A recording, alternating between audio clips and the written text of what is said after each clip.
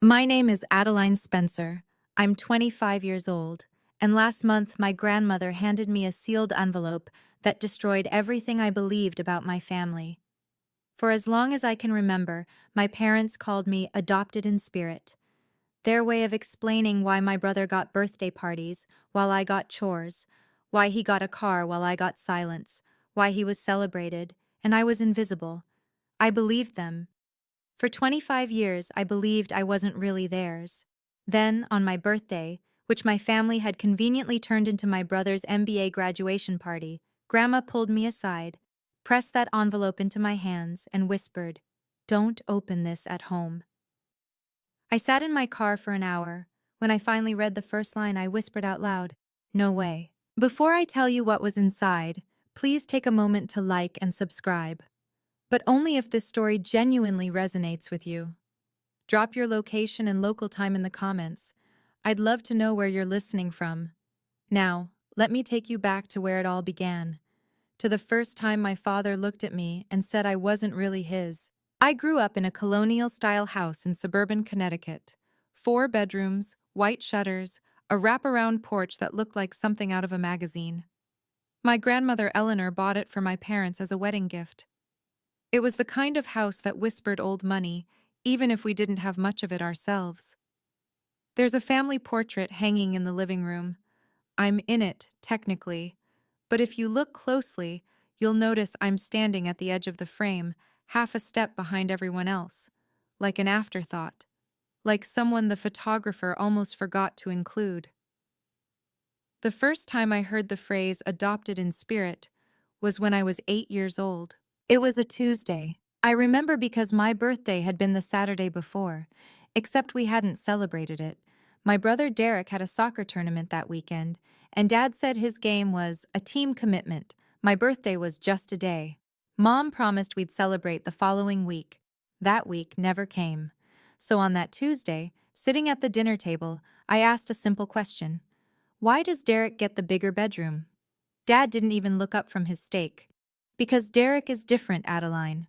You're not like us, not really. You're adopted in spirit.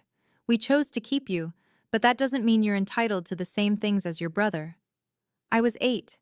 I didn't know what adopted in spirit meant. I just knew it made my chest hurt. Mom reached over and patted my hand. Your father loves you in his own way, sweetheart. I learned later that his own way meant silence. It meant chores. It meant being invisible in plain sight. And it meant that for the next 17 years, I would believe I wasn't really theirs. Let me show you what adopted in spirit looked like in practice. Derek's 16th birthday. Dad bought him a cherry red Jeep Wrangler. They threw a party for 50 people in the backyard, complete with a DJ and a 3-tier cake from the fancy bakery downtown. My 16th birthday. A family dinner at home.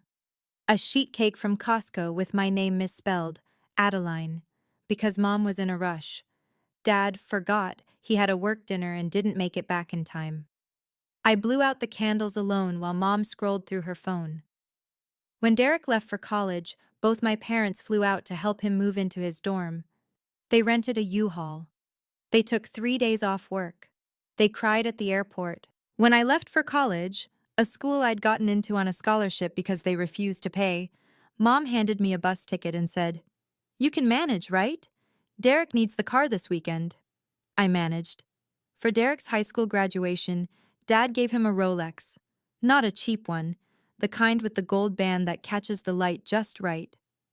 "For my son," Dad said, his voice thick with pride. "The man of the next generation." For my graduation, I received a $50 Amazon gift card. No speech, no, "I'm proud of you." Just a card that Mom had clearly bought at the last minute because it said, "Happy Graduation," in generic blue font. But there was one person who never forgot me. Grandma Eleanor. Every year, on my actual birthday, a card would arrive in the mail. Always the same lavender paper, always the same looping handwriting, always the same message. "Remember who you are, my darling. The truth always surfaces." I didn't understand what she meant, not then. Adopted in spirit wasn't just a label, it was a system. When tuition bills came, Dad shook his head. "Real family comes first, Adeline. We have to prioritize Derek's education. So I worked 2 jobs through college, waitressing at a diner and tutoring math on weekends while carrying a full course load. I graduated with $47,000 in student loans and a degree in accounting. Derek graduated debt-free with a car, an apartment deposit, and a trip to Europe as a graduation gift. When there were chores to be done, guess who did them? You need to earn your place, Mom would say, handing me a mop while Derek played video games in his room. I scrubbed toilets. I washed dishes. I learned that my value in that house was measured in labor, not love. When family decisions were made, vacations, holidays, even what to have for dinner, I was excluded. This is between blood relatives, Dad would say, as if the blood running through my veins was somehow different from theirs. I moved out at 22, right after graduation. Found a studio apartment in Hartford for $1,100 a month, more than I could comfortably afford, but it was mine, a space where no one could tell me I didn't belong. One day, our old neighbor Mrs. Patterson mentioned something in passing. Your grandmother was so generous to buy that house for your parents. Not many mothers-in-law would do that. I asked Mom about it later. She waved her hand dismissively. That's ancient history, Adeline. The house is ours now. But something about her tone didn't sit right. There was a flicker of something in her eyes. Nervousness, maybe. Or guilt. I filed it away in my mind. Just another piece of a puzzle I didn't yet know I was solving. Fast forward to last month. I was 25 years old, working as a staff accountant at a mid-sized logistics company. Salary, $52,000 a year. Nothing glamorous, but it was honest work, and it was mine. I was sitting at my desk reviewing quarterly reports when my phone buzzed. A text from Mom. Family celebration this Saturday. Derek's MBA graduation. Don't be late. No mention of my birthday. Of course. I started typing a polite decline. I had plans, I was busy, the usual excuses. When my phone rang. The caller ID showed a Connecticut number I recognized immediately. Grandma? Adeline, my darling. Her voice was thinner than I remembered, but still warm. Still her. I need you to come home this Saturday. I wasn't planning to. I know, but I have something important to give you. She paused, and I could hear her breathing, slow and deliberate.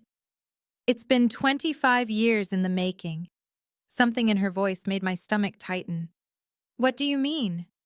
I set something aside for you the day you were born, she said softly. When I saw the way your father looked at you, like you were a disappointment before you even opened your eyes, I knew then that I had to protect you. I didn't know what to say. The words hung there, heavy with meaning I couldn't quite grasp. Come home, Adeline. Saturday. I'll explain everything. That night, I booked a flight to Connecticut. I told myself it was just a family visit, just a birthday dinner I'd endure for Grandma's sake. But deep down, I knew something was about to change. I just didn't know how much. Saturday arrived faster than I expected. I pulled into the driveway at noon, my rental car looking modest next to Derek's BMW X5, the one Dad had bought him last year for being such a hard worker. The house looked the same as always. White shutters, manicured lawn, the kind of suburban perfection that hid all sorts of dysfunction. But today, something was different. A massive banner hung across the front porch. Congratulations, Derek! MBA class of 2026.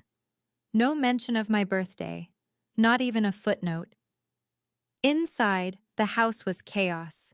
Caterers were setting up tables. Florists were arranging centerpieces. The air smelled like expensive perfume and fresh flowers. Lilies, Derek's favorite. Mom spotted me in the foyer. Oh, good, you're here. She thrust a piece of paper into my hands. Here's the list. Tables need to be set up in the backyard. Bathrooms need cleaning. Oh, and the caterers need someone to direct them. They keep putting things in the wrong places. Where's Derek? In his room, resting before the party. She said it like it was obvious. Like of course Derek would rest while I worked. I glanced at the list. It was long, very long. And the guests? Arriving at 4, 40 people, family, friends, your father's colleagues. She was already walking away. Make sure everything's perfect, Adeline. I stood there, holding that list, feeling the familiar weight of invisibility settle onto my shoulders. Then I saw it. On the hallway table, half hidden under a stack of mail, a lavender envelope with my name on it, Grandma's handwriting, a birthday card. It had been opened, read, and tossed aside like junk mail. They hadn't even bothered to give it to me. By 4 o'clock, the backyard was transformed into a celebration fit for royalty. Derek's royalty, anyway. White tents, twinkling lights, a champagne tower that sparkled in the afternoon sun. 40 guests milled about in designer outfits, laughing and toasting and pretending to care about MBA programs. I stood by the catering table in the same black dress I'd worn to 3 other family events, watching my father command the room. "Everyone, everyone!" Dad clinked his champagne flute with a fork. The crowd quieted. "I want to make a toast to my son Derek, my legacy, my pride." The guests raised their glasses. Dad's voice swelled with emotion. "From the moment Derek was born, I knew he was destined for greatness. He's everything I ever hoped for in a son. Smart, driven, ambitious. And now with his MBA, he's ready to take on the world." Applause. Cheers. Derek stood beside Dad, beaming, wearing a new Ralph Lauren suit that probably cost more than my monthly rent. Not a single word about me. Not even a mention that today was my birthday, too. I tried to disappear into the background, but my Aunt Linda spotted me. "Adeline, isn't today your birthday, too?" Her voice was loud enough to carry. Dad laughed, a short, dismissive sound. "Oh, we don't really count that. She's different." The words hit me like a slap. Aunt Linda's smile faltered. She leaned toward Uncle Robert and whispered something. I caught the words. "Poor girl, spiritually adopted," whatever that means. Across the yard, I saw Grandma Eleanor. She sat alone in a wicker chair, her silver hair catching the sunlight, her eyes tracking everything, watching, waiting. When our eyes met, she gave me a small nod. "Just wait," that nod seemed to say. "Just wait." Dad wasn't finished.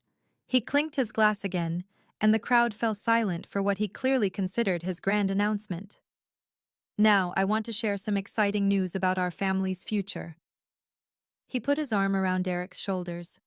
"As most of you know, Eleanor, my wonderful mother-in-law, owns this beautiful home. When she eventually passes, God bless her, we plan to sell the property and use the proceeds to fund Derek's first business venture." Derek nodded like this was already a done deal. Some guests murmured their approval. I felt something crack inside me. "Excuse me," my voice came out smaller than I intended. "What about me?" Dad didn't even look in my direction. "You're an adult, Adeline. You've always been self-sufficient. Besides," he paused, as if choosing his next words carefully, "you're not technically family in the traditional sense." The silence that followed was suffocating. Aunt Linda looked horrified. Uncle Robert studied his shoes.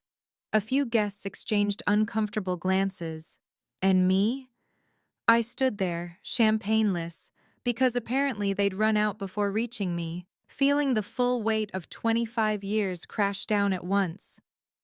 Then came the sound of a cane tapping against the patio stones. Grandma Eleanor rose from her chair with the slow, deliberate grace of someone who had been waiting for exactly this moment. She crossed the yard, guests parting like a sea before her, until she stood directly in front of my father. Her voice was steel-wrapped in silk. "Richard," she said his name like a verdict, "I believe you've forgotten whose house you're standing in." The color drained from my father's face. Grandma turned to me, her eyes soft but fierce. "Adeline, my darling, come with me." Grandma led me away from the crowd, her arm linked through mine, her grip stronger than I would have expected from an 82-year-old woman. We stopped near the rose bushes at the edge of the property, far enough from the party that no one could hear us. She turned to face me, her eyes glistening. "Happy 25th birthday, my darling." Before I could respond, she reached into her cardigan pocket and pulled out an envelope. It was cream-colored, thick, and sealed with a red wax stamp. The logo pressed into the wax was unfamiliar, a pair of balanced scales with the letters C and A beneath them. "Grandma, what is this?" "Your future." She pressed the envelope into my hands. "But you cannot open it here. Go to your car, read it alone, and then, only then, decide what you want to do." Dad's voice cut through the garden. "Mother, what is this? What are you doing? Family matters should be discussed." "This is between me and my granddaughter." Grandma's voice didn't waver. "You've had 25 years to discuss family matters with her, Richard. You chose not to." Dad's jaw tightened, but he didn't argue. He wouldn't. Not with Eleanor. Not in front of witnesses. I looked down at the envelope. Cole and Associates. That was the law firm.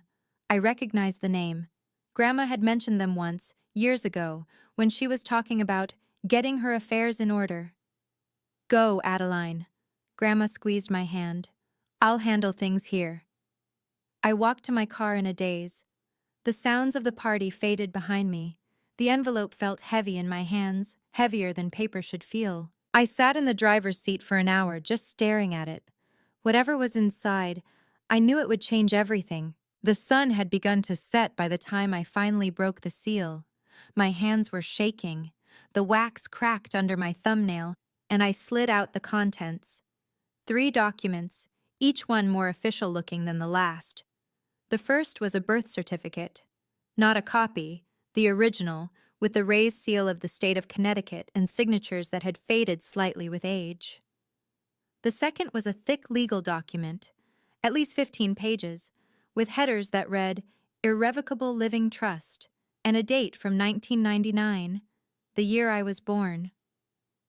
The third was a handwritten letter on lavender paper. Grandma's stationery, her looping script. I started with the letter. "My dearest Adeline," it began. "You are not adopted in spirit. You never were. Your father lied to justify his inability to love a daughter." I read that line 3 times. Then I read it again.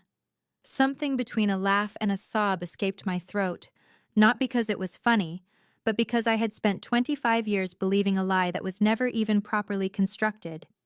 I grabbed the birth certificate and scanned it frantically. Mother, Margaret Louise Spencer, née Mitchell. Father, Richard James. Spencer. Child, Adeline Marie Spencer. No adoption records, no amendments, no asterisks or footnotes suggesting I was anything other than their biological daughter. I was theirs. I had always been theirs. And they had lied to me anyway. The letter continued. "I watched your father treat you like a second-class citizen from the day you were born. I couldn't change him, but I could protect you. This trust was my way of ensuring you'd have something of your own, no matter what they said or did." My hands were still shaking, but now it wasn't from fear. I turned to the trust document. It was dense with legal language. Grantor, beneficiary, irrevocable, but the key details were clear enough, even to my accountant's eyes. Type, irrevocable. Living trust. Established, March 15, 1999, 3 days after my birth. Grantor, Eleanor Ann Mitchell. Sole beneficiary, Adeline Marie Spencer. And then the assets. 1. Real property. The residential home at 47 Maple Grove Lane, Greenwich, Connecticut. Estimated current value, $1.2 million. 2. Financial assets. Savings account held at First National Bank, current balance approximately $340,000. Condition. Beneficiary shall assume full control of trust assets upon reaching the age of 25 years. I read the property section 3 times, certain I was misunderstanding. The house my parents had lived in for 30 years. The house my father had just promised to sell for Derek's business. It wasn't theirs. It had never been theirs. Grandma had let them live there, yes, but according to this document, notarized, witnessed by 2 independent parties, and filed with the Connecticut Probate Court, she had never transferred ownership. There was no deed in Richard or Margaret's name. They were occupants, Nothing more. The letter continued. I knew this day would come, Adeline. I knew your father would try to erase you from the family's future. So I made sure, 25 years ago, that no matter what he did or said, you would have something that was entirely your own, something he could never take from you. I sat in my car as the last light faded from the sky. The documents spread across my lap. For the first time in my life, I had proof that I mattered, and proof that my father had built his entire kingdom on a foundation of lies. My first instinct was to march back into that party and throw the documents in my father's face. I imagined it, the gasps, the chaos, the look of horror on Dad's face as 40 guests watched his carefully constructed lies crumble. It would have been satisfying, cathartic even. But that would have been his game. Drama, emotional explosions, the kind of scene he could later dismiss as Adeline being hysterical. No, I wanted this to be different. I pulled out my phone and dialed the number printed on the trust document's letterhead. Cole and Associates, how may I direct your call? I need to speak with Martin Cole. My name is Adeline Spencer. I believe he's expecting me. A pause. Then, one moment, Ms. Spencer. 30 seconds later, a warm baritone voice came on the line. Adeline, your grandmother told me you'd be calling. Mr. Cole, I need to understand. Is this real? Is this trust enforceable? Completely. Your grandmother was meticulous. The trust has been properly maintained for 25 years. As of today, your birthday, you have full authority over all assets contained within, including the property. My heart hammered. My parents don't know, do they? They know Eleanor set aside something for you. They assumed it was a small inheritance, a gesture. He paused. They have no idea about the house. What happens now? Your grandmother has requested a formal reading of her estate documents next Saturday. I've already sent invitations to your parents and brother. His voice softened. She wanted the truth to come out properly, Adeline, in a setting where there can be no denial. 1 week. I could wait 1 week. Mr. Cole? Yes? Tell my grandmother. Tell her I understand now, and thank her for me. She knows Ms. Spencer. She's always known. If you're still here, I want to ask you something. Have you ever discovered a truth that changed everything you thought you knew about yourself? Drop truth in the comments if you have. And if you're enjoying this story, please consider subscribing. It really helps the channel grow. Now, back to the week that changed my life. The call started Monday morning. Dad was first. Adeline, we need you back this weekend. Your grandmother is getting her affairs in order, and the house needs to be prepared. Prepared for what? For after. His voice was impatient. She's not going to live forever. We need to make sure everything transitions smoothly. Translation. He wanted to make sure the house was ready to sell the moment Grandma was gone. Then came Mom's call on Tuesday. Your father is under a lot of stress about the estate, sweetheart. Maybe you could come help? Be a good daughter? Be a good daughter. The phrase made my stomach turn. Wednesday brought a text from Derek. Hey sis, Dad says there's some paperwork we all need to sign when you come up. Something about family coordination. No big deal. No big deal.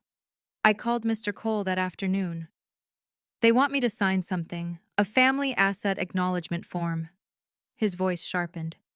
Don't sign anything, Ms. Spencer. Anything they ask you to sign right now is likely a waiver, an attempt to get you to relinquish any claim to the estate before the trust is revealed. They don't know about the trust. No, but they know your grandmother loves you, and they're worried she might have left you something. This is preemptive damage control. Dad's email arrived Thursday. The attachment was titled Spencer Family Asset Acknowledgement Form. I opened it just to see what they were asking. The document was simple. By signing, I would confirm that I had no legal claim to any assets of the Spencer or Mitchell family estates. They were trying to erase me before I could even fight back. Joke's on them. I already had everything. Friday night, there was a knock on my apartment door. Mom stood in the hallway holding a bouquet of flowers. Chrysanthemums, my least favorite, but Derek's preferred choice. Can I come in, honey? Against my better judgment, I stepped aside. She sat on my second-hand couch, her designer handbag looking absurdly out of place in my modest studio. Adeline, I know your father can be harsh, but he means well. He just doesn't know how to express affection toward a daughter. Harsh is one word for it. He loves you, in his own way. She reached for my hand. And I know this situation with Grandma's estate is complicated, but signing that form, it would make things so much easier for everyone. It would keep the peace. Keep the peace, as if the peace hadn't been kept on my back for 25 years. Mom, do you even know what Grandma put in her estate? It doesn't matter what she put in it. What matters is that we're a family, and families don't fight over money. She squeezed my hand. Besides, honey, your grandmother is old. Her memory isn't what it used to be. If she said something strange to you at the party, well, sometimes elderly people get confused. I felt myself wavering. Maybe Grandma was confused. Maybe I was reading too much into everything. Maybe... My phone buzzed. A text from Grandma. They will try to make you doubt. Don't. I've waited 25 years for this moment. So have you. I looked at my mother, at her perfectly applied makeup, her practiced concern, her flowers that weren't even for me. I'm not signing anything, Mom. Her mask slipped just for a second. Then she collected her bag and left without another word. The night before the reading, I couldn't sleep. I lay in bed, staring at the ceiling, the trust documents spread across my nightstand, like evidence in a trial. Every time I closed my eyes, I saw my father's face, not angry, but dismissive, the same look he'd given me my entire life. You're not really family, so why do you care? Those words had haunted me for years. Every time I tried to speak up, every time I tried to assert myself, they'd echo in my head, making me shrink back into silence. But tonight, something was different. I got up and walked to my closet, pushed past the worn dresses and faded sweaters until I found it. A navy blue suit I'd bought 6 months ago for a job interview. I'd been too scared to attend. Tag still on, never worn. I'd bought it with my own money. Money I'd earned from work that I'd done, in a career I'd built without their help or support. I removed the tags and hung the suit on my door. Tomorrow, I wasn't walking into that room as the forgotten daughter. I wasn't going to ask permission to exist. I wasn't going to beg for a seat at a table that was never meant for me. Tomorrow I was going to sit at a table of my own making. I thought about all the times I'd tried to earn their love, the perfect grades, the quiet obedience, the years of believing that if I just tried harder, they'd finally see me. None of it had worked. Because the problem was never me. It was them. I fell asleep sometime after midnight, and for the first time in weeks I didn't dream about being invisible. I dreamed about standing in the light. Saturday morning, 9 a.m., the offices of Cole and Associates occupied the top floor of a glass building in downtown Hartford, all polished wood and leather chairs and windows that overlooked the Connecticut River. Martin Cole was exactly what I'd expected.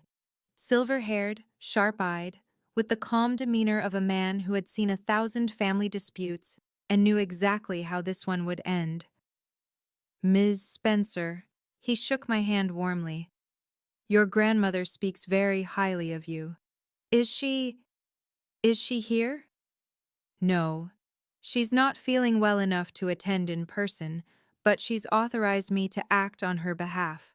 He gestured to a chair. Before your family arrives, I want to make sure you understand what's about to happen. He slid a folder across the desk. Inside was a copy of the deed to the house, the original deed from 1994. Owner, Eleanor Ann Mitchell. There was no transfer deed, no bill of sale, no documentation showing the property had ever changed hands.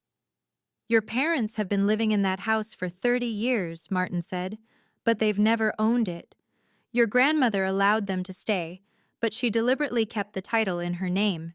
She never trusted your father to do right by you. I stared at the paper. And they don't know? They believe Eleanor gave them the house verbally, as a wedding gift. But without a deed transfer, a verbal agreement means nothing. He folded his hands. Legally, they're tenants. Tenants without a lease. The conference room suddenly felt smaller. Ms. Spencer, Martin said gently, you don't have to say anything dramatic today. The documents will speak for themselves. I nodded. Outside, I heard the elevator ding. They were here. My father entered the conference room like he owned the place. He was wearing his best charcoal suit, Tom Ford, if I had to guess, with a silk tie and polished Oxfords. Mom followed behind him in a cream-colored dress, her pearls perfectly aligned. Derek brought up the rear, casual in khakis and a blazer, already looking bored. None of them acknowledged me. Martin! Dad extended his hand to the lawyer with practiced warmth. Good to see you. Let's get this formality over with, shall we? We all know how Eleanor wanted things handled. Martin's expression remained neutral. Please have a seat. They arranged themselves at the table. Dad at the head, naturally, with Mom and Derek flanking him like attendants at a throne. I sat across from them, my folder resting on my lap where they couldn't see it. Mom offered me a thin smile. I'm glad you're here, Adeline. Families should be together at times like this. Dad was already checking his watch, a Rolex, the same model he'd given Derek years ago. The ticking was the only sound in the room. So, Dad said, leaning back in his chair, what are we looking at? The house? The savings? Standard distribution, I assume? Derek pulled out his phone. Hey, Dad, if we sell the house this quarter, I could have the down payment for the new office space by... Let's not get ahead of ourselves. But Dad was smiling. He thought this was a done deal. I looked at Martin. He looked at me. The documents were in my folder. The truth was about to come out. Mr. Cole, I said quietly, I think we should begin. Martin nodded. Very well. Let's proceed with the reading of Eleanor Mitchell's estate documents. Dad's smile widened. It wouldn't last. Martin opened his own folder and began to read. The estate of Eleanor Ann Mitchell consists of the following assets. 1. A residential property located at 47 Maple Grove Lane, Greenwich, Connecticut, appraised at approximately $1.2 million. 2. A savings account held at First National Bank, current balance $340,000. 3. Various personal effects, to be distributed per the attached inventory. Dad nodded along, doing the math in his head. I could practically see the dollar signs in his eyes. However, Martin continued, and something in his tone made my father freeze. These assets are not distributed through this will. The room went silent. What do you mean? Dad's smile faltered. If they're not in the will, then how? These assets were placed in an irrevocable living trust in 1999. The will simply acknowledges their existence and confirms the trust's validity and continuity. Mom's hand found Dad's arm. Richard, what is he saying? I don't understand. Dad's voice had an edge now. Mother would have told me about a trust. This doesn't make sense. Derek looked up from his phone for the first time. Wait, so if it's in a trust, who's the beneficiary? Martin removed his glasses, cleaned them slowly, and set them back on his nose. That's an excellent question, Mr. Spencer. He turned to me. Ms. Spencer, would you like to explain, or shall I? All eyes shifted to me. Dad's face went pale. Mom gripped her pearls. Derek's mouth hung open. I thought about all the years of silence, all the years of being erased. Then I opened my folder. I'll explain, I said. I think it's time. I stood slowly, the folder in my hands feeling lighter than it had any right to. The sole beneficiary of Grandma Eleanor's irrevocable living trust, I said, is me, Adeline Spencer. It was established the day I was born. For a moment, no one moved. Then Dad shot to his feet, his chair scraping against the floor. That's impossible. My mother-in-law would never, she wouldn't. She did. I handed the trust document to Martin, who fed it into the projector. The screen on the wall lit up with the first page, the date, the legal language, and there, in unmistakable bold print, the words that changed everything. Sole beneficiary, Adeline Marie Spencer. Mom made a small choking sound. Derek dropped his phone. This is a mistake. Dad's voice was rising. This has to be a forgery. Adeline couldn't possibly. She's not even real family. Actually, I reached back into my folder and pulled out the second document. I have something else to show you. Martin projected the birth certificate onto the screen. Mother, Margaret Louise Spencer, née Mitchell. Father, Richard James. Spencer, child, Adeline Marie Spencer. No adoption, no amendments, no spiritual anything. For the record, Martin said, his voice measured and calm, I've verified this birth certificate with the Connecticut Department of Public Health. There is no adoption record, formal or otherwise, for Adeline Spencer. She is, and has always been, your biological daughter. The color drained from my father's face. Mom turned away, unable to meet my eyes. And me? I stood there in my Navy suit, purchased with money I'd earned, holding documents that proved everything they'd ever told me was a lie. I'm not going to ask you why, I said quietly.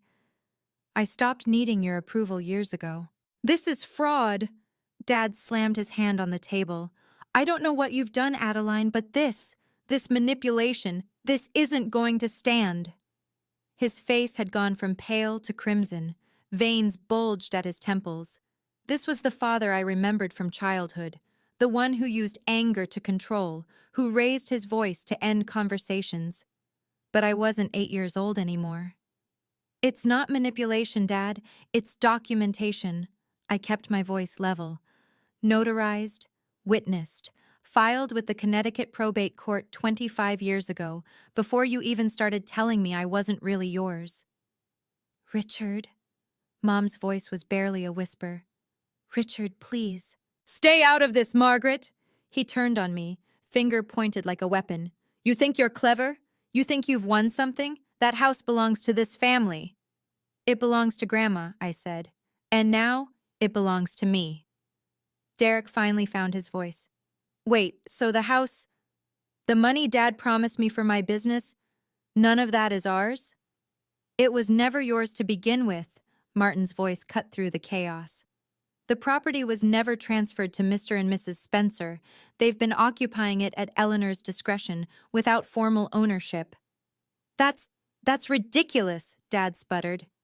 We've paid property taxes. We've maintained the grounds. Paying taxes on a property you don't own doesn't transfer title, Mr. Spencer. You've essentially been tenants without a lease agreement. The word tenants landed like a bomb. Mom started crying, quiet, shaking sobs. Derek stared at the wall like he'd been slapped.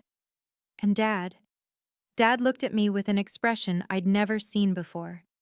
Fear. For the first time in my life, my father was afraid of me. Martin continued, his voice steady and professional. As per the trust terms, Ms. Spencer now has full control over all assets, including the residential property. The current occupants, Mr. and Mrs. Spencer, have been residing there without a formal lease or ownership agreement. You can't kick us out. Dad's voice cracked. We've lived there for 30 years. Everything we have is in that house. Actually, sir, Ms. Spencer has the legal right to do exactly that. The property was never transferred. You've been occupying it at Eleanor's discretion, and now at Adeline's. Derek stood up so fast his chair fell over. This is insane! Dad, do something! Call our lawyer! We can fight this! On what grounds? Martin's eyebrow rose slightly. The trust is airtight. Eleanor Mitchell was meticulous in her planning. She anticipated challenges. The fight seemed to drain out of my father. His shoulders sagged. His hands, which had been clenched into fists, slowly relaxed. Then he turned to me and his voice changed. Adeline, sweetheart. I flinched. He had never called me sweetheart, not once in 25 years. I know I wasn't the best father. He attempted a smile, but it came out wrong. Too desperate, too hungry. But we're family. We can work this out, together, as a family. There it was. The word he'd spent my entire childhood telling me I wasn't part of. Family? I repeated. You spent 25 years telling me I wasn't really family, Dad. You don't get to use that word now. Adeline, please. Mom reached toward me, mascara streaking down her cheeks. We can fix this. We can— No! I closed my folder. You can't.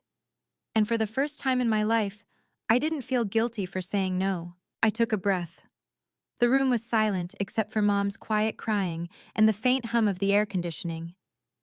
I'm not going to throw you out today, I said. You have 90 days to find a new place to live.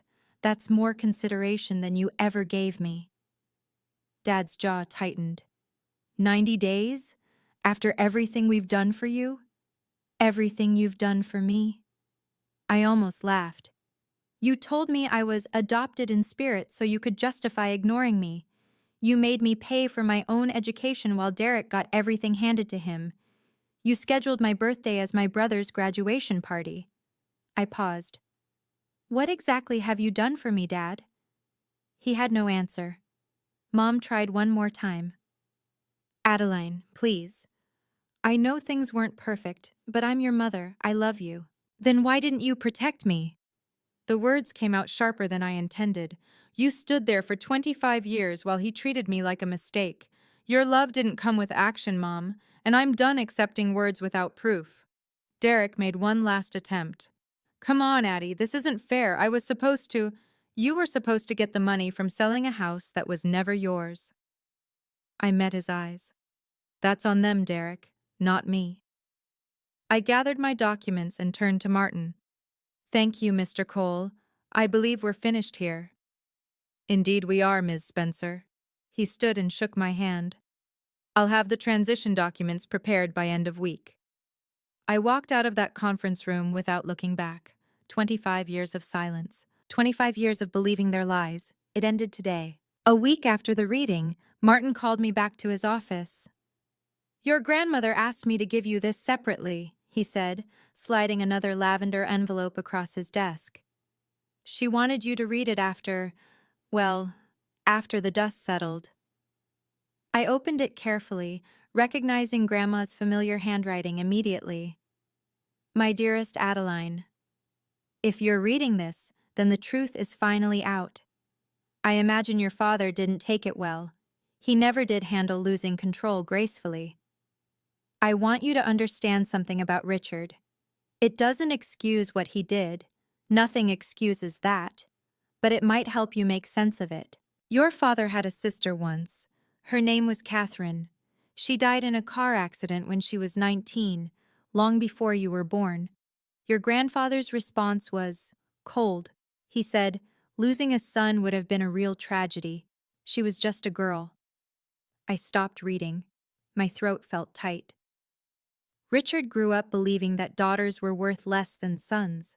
It was the only truth he ever knew. When you were born, his firstborn, a girl, he didn't know how to love you. So he invented a story that made his failure make sense. Adopted in spirit meant he didn't have to face his own inability to love. I couldn't change your father. God knows I tried. But I could make sure his damage had limits. This trust, this house, this money, it was never about revenge, Adeline. It was about ensuring that his cruelty didn't define your future. You are loved, my darling. You always have been. Now go live the life you deserve. I set the letter down, wiped my eyes, and noticed a postscript at the bottom. P.S. I'm not dead yet. Come visit me this Sunday. I'll make tea. Despite everything, I laughed. Derek texted me 3 weeks later. Hey sis, can we meet? I want to talk. I agreed, mostly out of curiosity. We met at a coffee shop near my apartment, neutral territory. He arrived in jeans and a wrinkled shirt, looking nothing like the polished golden child I remembered from the party. Thanks for coming. He wrapped his hands around his coffee cup, not meeting my eyes. Look, I wanted to say, I'm sorry. For everything. I waited. I didn't know, okay? About the adopted in spirit thing being a lie. I mean, I knew Dad treated you differently, but I thought. He trailed off. You thought I deserved it? No, I didn't think about it, I guess. It was easier not to. That, at least, sounded like the truth. Anyway, he cleared his throat. I was thinking, maybe we could work something out.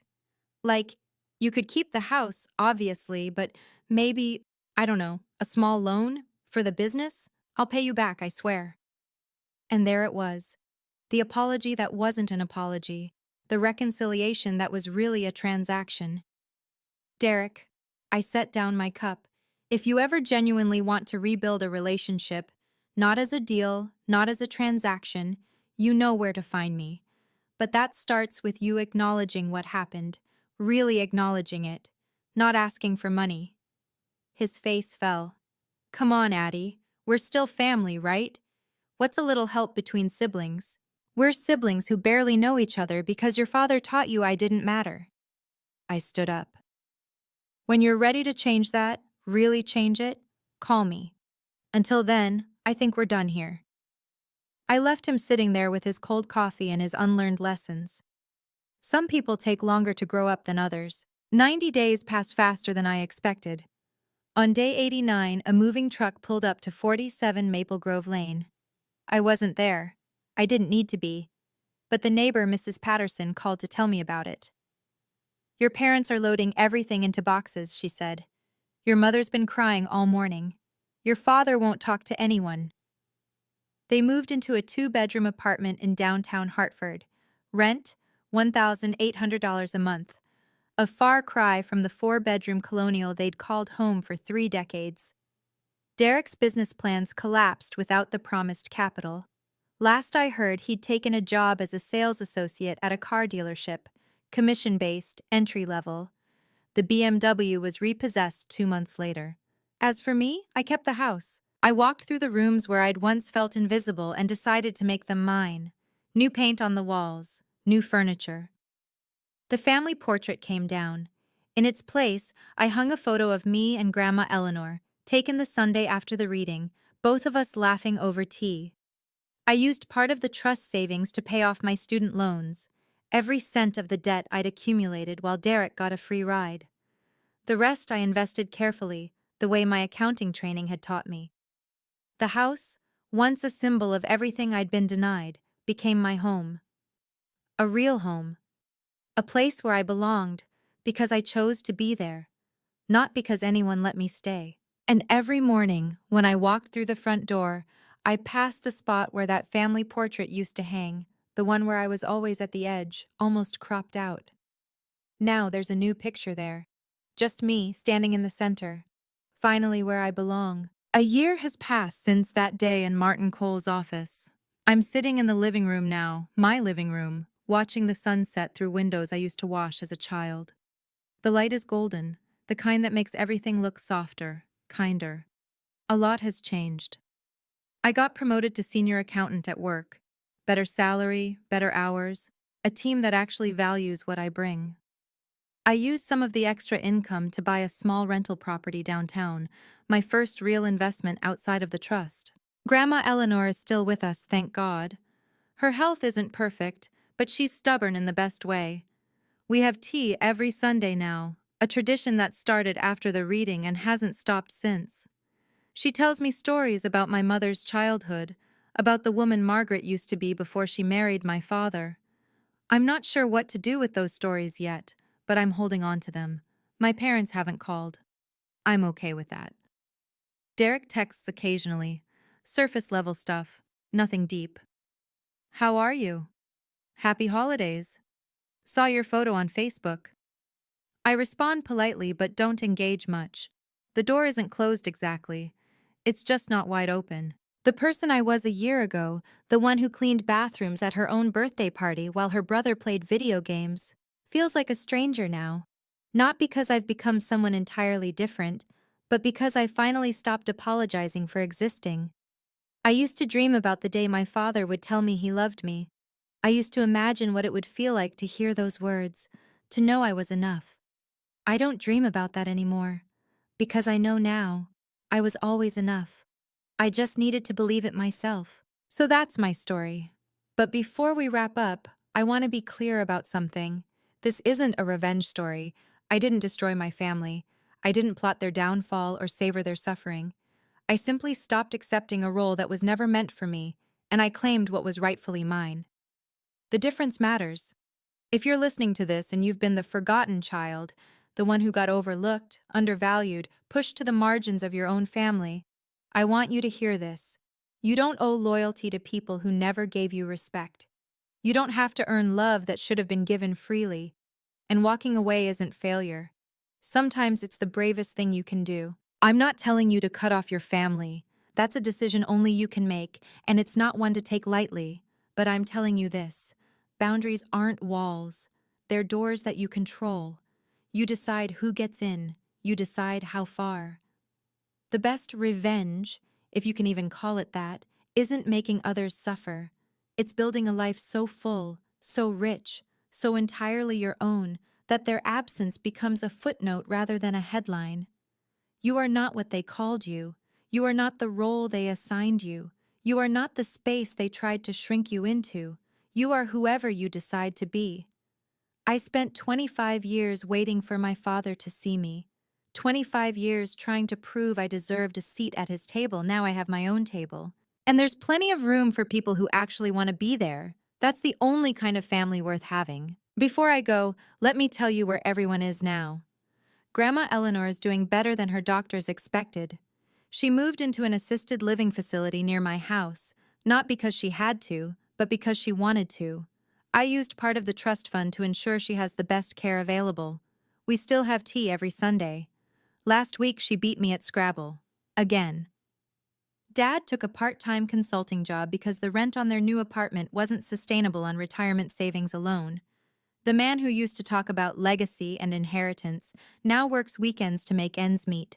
I don't feel happy about it exactly, but I don't feel sorry either. Mom did something unexpected. 6 months after the move, she filed for divorce. She sent me a letter, handwritten, on plain white paper instead of her usual monogrammed stationery. It said, "I'm sorry I didn't protect you. I should have been braver." I haven't responded yet, but I kept the letter. Maybe one day. Derek is still figuring things out. He's been in therapy, apparently, his idea, not anyone else's. He sent me a birthday card this year, a real one, with my name spelled correctly, and a message that actually felt genuine. "I'm trying to understand. I hope you'll give me the chance to prove I can do better." I haven't decided what to do with that yet, but I'm thinking about it. And me? I'm sitting in my house drinking tea from my grandmother's favorite china set, writing this story for you. The Mother's Day card from Mom is still on my table, unopened. Forgiveness isn't a switch you flip, it's a door you might open someday. I'm just not ready yet, and that's okay. A therapist once explained to me why my father behaved the way he did. She called it learned worthlessness, the belief, passed down through generations, that some people are inherently less valuable than others. In my father's case, it was daughters who were worthless. He learned it from his father, a man who dismissed his own daughter's death as not a real tragedy. That kind of lesson doesn't just disappear. It burrows into you, shapes the way you see the world, the way you treat the people closest to you. My father couldn't love me because he never learned that daughters could be loved. The lie about adopted in spirit wasn't just cruelty, it was a shield. A way to protect himself from the guilt of failing someone he was supposed to care for. Does that excuse what he did? Absolutely not. But it helps me understand it. And understanding is the first step toward healing. Here's what I've learned. Hurt people hurt people. My father was wounded long before I was born, and instead of healing those wounds, he passed them on to me. That's a tragedy, for both of us. But here's the thing. His pain doesn't obligate me to suffer. I can hold compassion for the child he once was and still maintain boundaries with the man he became. Those two things aren't mutually exclusive. If you're dealing with someone like my father, someone whose behavior seems inexplicable, whose cruelty feels personal, know this. It's not about you. It never was. Their inability to love you says everything about them and nothing about your worth. You are not responsible for healing wounds you didn't create, but you are responsible for protecting yourself from people who refuse to heal. That's not cruelty, that's survival. So that's my story. A 25-year-old lie, a sealed envelope, and a grandmother who loved me enough to plan an entire quarter century ahead. If you take anything from this, let it be this. You are not what they called you. You are not the role they assigned you. You are whoever you decide to be. For 25 years, I believed I was adopted in spirit, a burden, an afterthought, a mistake that my family graciously tolerated. I let that belief shape my choices, my relationships, my sense of self-worth. It was all built on a lie my father told to justify his own limitations, a lie my mother enabled by staying silent, a lie my brother benefited from without ever questioning. But lies don't last forever. The truth always surfaces. That's what Grandma used to write in her birthday cards, and she was right. It just sometimes takes longer than we'd like. If you're still with me, if you listened this far, thank you. Thank you for giving my story your time. I'd love to hear yours. Have you ever been the forgotten child, the one who got overlooked while someone else got everything? How did you reclaim your place?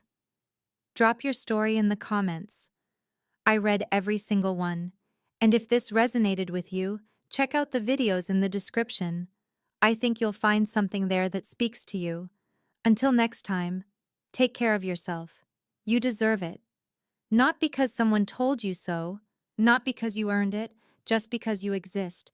That's enough, it always was. Goodbye for now, and remember, your table is waiting. All you have to do is sit down.